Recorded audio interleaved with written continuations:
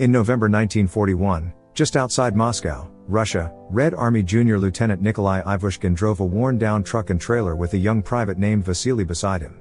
Nikolai cuts down the street sign directing Berlin and Moscow to try and deter their enemies. Suddenly, a German Panzer III tank appears over the hill and opens fire on them. Nikolai, trained as an armor officer, maneuvers the truck skillfully to avoid the tank's shots. They manage to escape uninjured and alive, though very shaken up. Later, at a headquarters in the village of Nefyadovka, Captain Mikhail Karin reports to his commander that his battalion is down to one single tank with no tank commander left. He is severely injured and is unable to lead, but his commander tells him to fight to the bitter end. Fortunately for him, Nikolai arrives at the headquarters and is immediately appointed commander of the only surviving tank. Their mission is to cover the retreat of the echelon, and the hospital as the Germans are coming to Nefedova. Nikolai is assigned to command a damaged T-34 tank whose commander was killed, with orders to delay the Germans' advance with only the single tank and a small number of supporting infantry. The men doubt his command, as it is his first day on the front lines. He tells them that he graduated with distinction and berates them for their laziness in preparing and fixing the tank. He warns them of their whining, as he perceives it as cowardice, which will be punished if they continue. Before leaving for a strategy meeting, he orders them to start prepping the tank and load plenty of extra ammunition. The following day, German SS Standartenführer Klaus Jäger and his men watch the village behind the tree line. He believes the Russians are planning something and orders his crew to move forward. Unbeknownst to them, Nikolai and his crew lay in ambush for the platoon of German panzers commanded by Jäger. They watch silently inside the tanks, waiting for when opportunity strikes when the Germans' tanks are in range. The German platoon stops. Jäger inspects the village from afar with his binoculars, and he sees a cannon. But the cannon is made only of wood to trick the Germans, and they fall for it, as Jäger orders tanks to take it out. Then, Nikolai's T-34 shoots at the two tanks, destroying them with one shot as they are hidden underneath a haystack. They shoot at another tank. Their location is now compromised, so they move out of the haystack and hide in a barn. The German soldiers retaliate by approaching on foot, while the Russians hide and wait for the T-34 to attack again. Their T-34 takes down another German panzer while the remaining infantry takes down the foot soldiers. Their T-34 managed to destroy 6 panzers. Eventually, Jäger and his men managed to chase down the T-34. But then, Jäger's command panzer and the Russian T-34 face each other in a final duel. They shoot at each other, both tanks are disabled, and half the Russian tank crew is killed. In an attempt to escape, Nikolai gets out of the T-34 and pulls out the severely injured driver, Stepan Vasilyanik. Simultaneously, Jäger gets out of his panzer, sees an escaping Nikolai, and shoots at him before passing out due to his injuries. At the same time, Nikolai and Stepan are left to be captured. 3 years later, in 1944, during the Third Reich, in the Thuringia S3 concentration camp, a train arrives at the station, and the prisoners of war come pouring out. The camp's warden welcomes the prisoners to their resort. He scolds them by saying that Germans are their master, with the help of the camp's interpreter, bilingual Russian prisoner Anya. He threatens to kill Nikolai for not following orders and orders his men to put him in a special unit, where they torture him for information about his name and rank. Jäger, now a Standartenführer, gains permission from Reichsführer SS Heinrich Himmler and General Heinz Guderian to recruit an experienced tank crew from Soviet POWs in a concentration camp, to act as opponents for training the 12th SS Panzer Division Hitlerjugend. Nikolai has been a prisoner for 3 years and has refused to give his name. Still, Jäger recognizes his photograph from the camp records. Jäger proposes the idea to Nikolai through the camp's interpreter, Anya. At first, Nikolai refuses but agrees after Jäger threatens to kill Anya, and he finally reveals his name and rank. The next day, Nikolai is forced to choose his crew from the other prisoners of war or POWs in the camp. Nikolai picks out 3 other tankers from the POWs, his previous driver Stepan Vasilyanik, Serafim Ionov, a loader to a crew of a T-34, and Demyan Volchik, a gunner to a crew of a T-85 that the Germans just captured. They are assigned to a captured T-34, which they must fix to prepare for a test in 1 week. At first, the Germans ordered the Soviet prisoners to clear out the rotting and burned bodies from inside the tank. However, removing the bodies, they find a few remaining live shells and hand grenades. They are granted permission to bury their comrades. They hide the ammunition with the bodies in a stone burial on the edge of the training grounds. Later, Nikolai briefs them about the training grounds and hints about an escape plan. He explains the plan to Stepan to convince him. The other tankers refuse to participate but eventually agree. He later gets called to meet with Jäger. That evening, Jäger tells him where the T-34 should be positioned, but Nikolai wants to place it elsewhere, where they wouldn't be expected. Jäger agrees and praises him for their stealth in their previous battle.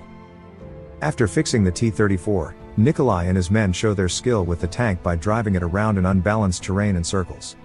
Not trusting the Soviets and intimidated by their skill, Yega orders his men to lay anti-tank mines around the entirety of the training grounds. Anya convinces Nikolai to let her escape with them, as only she has the opportunity to steal a map from Yega's office. She also gives him a mold to make a key. The next day, Yega prepares his men for the training exercise against the Russians. Before the training exercise, Nikolai and his crew retrieve the ammunition from the stone grave. The German tanks set off to approach the Russian T-34. Simultaneously, Anya goes to Yega's office to steal a map that shows a safe route out of the area and gain a pass, letting her out of the camp for a day. Meanwhile, Nikolai's crew creates a smoke screen to mask their movements. Believing the T-34 is unarmed, the Germans are unprepared when the trainee's first Panther tank is disabled. This shocks all the officers watching, and they scramble to alert the Panthers. Then, a second shell is fired directly into the observation tower, killing most of the officers inside, except for Yega and Guderian, who jump out at the last second. The T-34 boldly storms through the training grounds car park while crushing many of the officers' staff cars and breaks through the main gate, avoiding the minefield. The tankers pick up Anya at a bus stop outside the camp, which shocks the women at the bus stop. With the help of Anya's stolen map, Nikolai plots a course toward Czechoslovakia and back to the Red Army's lines. In the first town they come through, Nikolai and his hungry crew stop to find some needed fuel, new clothing, and fresh food. The people and the guards are helpless as they watch them take what they need. They burn their ragged prisoner clothes as they drive out of town. As they move out of the town, enjoying their stolen goods, they suddenly encounter an anti-tank blockade boasting a towed anti-tank gun. They barely manage to escape, but, thanks to Nikolai's quick order to step in to make a sharp left, with only a deep dent in the side armor of the right side of the tank. Nikolai's crew drives the tank through the woods, avoiding the Germans and their gunshots. They cross the road again out of sight and disappear into the deep forest until they are clear. Meanwhile, Yega and Guderian receive news that the Russian escapees have escaped the blockade. Yega theorizes they are heading to the border and orders to tighten their troops on the minor roads, but believes they can still trap them and orders assistance for air support. After driving for a few hours, Stepan says that the tank will overheat soon, so Nikolai orders them to get to the mountain pass, where they will spend the night. They pull off into the woods to rest for the time being. Nikolai helps Anya out of the tank, and there is a clear connection between them as they look at each other intensely. Their crew spots a body of water nearby. They enjoy their freedom by bathing in the water while Anya prepares dinner. Meanwhile, Yega takes to the sky in a Fessler stork to find Nikolai's T-34. He then takes command of 4 Panthers and prepares an ambush in the small town of Klingenthal. At first, Nikolai suggests abandoning the tank and splitting up, believing they have a better chance of survival if they separate. Still, the crew insists on staying with him and is reluctant to leave their beloved tank. Before dawn, knowing that the Germans will be hunting them, Nikolai wakes up Anya and the crew and tells them they are all in danger. He tells Anya to go with them in the tank and tells her to make her way east on foot through the forests. He tells her to meet them by a meadow near Klingenthal, but she must leave at night if they are away by the next night. Nikolai and the crew say their goodbyes for now. At night, the T-34 enters the town and stumbles into the first of the 4 Panthers. Instead of trying to pierce its front armor, Volchik fires a shot under its hull that ricochets off the pavement and penetrates its underbelly. Nikolai realizes they are surrounded by the remaining 3 Panthers, including Yega. Knowing they must distract the enemies, he sends Volchik, armed only with a grenade, to disable one. Stepan crashes their T-34 through building walls before unexpectedly having a near collision with one of the other Panthers. The Russians manually turn their damaged tank and get a shot off just as the Germans are about to fire. They destroy the Panzer due to an ammo rack explosion, rattling the T-34 tank and the crew, stunning them. Meanwhile, the 2 other Panthers have arrived on the scene, and one aims at Nikolai. However, Volchik fires a shell out of the captured German tank. The 3rd Panther is disabled, but Yega quickly disposes of the captured Panther, badly wounding Volchik. Both Yega and Nikolai emerge from their tanks. Yega throws down his glove, inviting Nikolai to a duel. Nikolai asks for 5 minutes to pick up the wounded Volchik. Both tanks then move outside the town and face off over a narrow stone bridge across the river. As the tanks charge at each other, Yega fires several shots at the T-34 but fails to disable it. At the same time, Nikolai waits to fire their last shell directly through the driver's vision port. The 2 tanks fire simultaneously, badly damaging but not disabling each other. However, Yega's crew is killed, leaving him alive but badly wounded. Out of ammunition, Nikolai orders Vasilyanik to ram Yega's tank, pushing it to the edge of the bridge. Yega crawls out of his Panther while Nikolai aims a stolen rifle at him. Yega shouts for Nikolai to shoot him, but Nikolai offers his foe mercy. Yega extends his hand, and the two adversaries exchange a handshake of respect.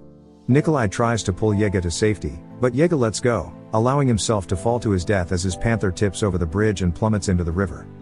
With their tank's tracks disabled, the crew reunites with Anya outside the town, carrying the wounded Volchik on a makeshift stretcher. They make their way toward the Russian lines on foot.